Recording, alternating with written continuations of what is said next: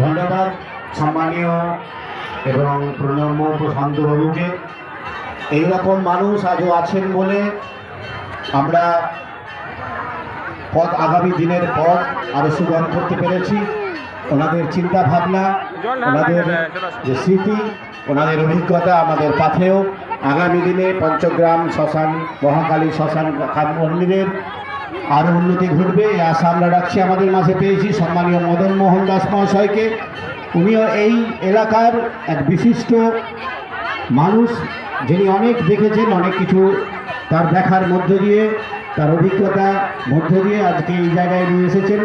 ওনাকে অনুরোধ করব আগে পূর্ণ দিনে তার সম্মানিত বক্তব্য রাখার জন্য।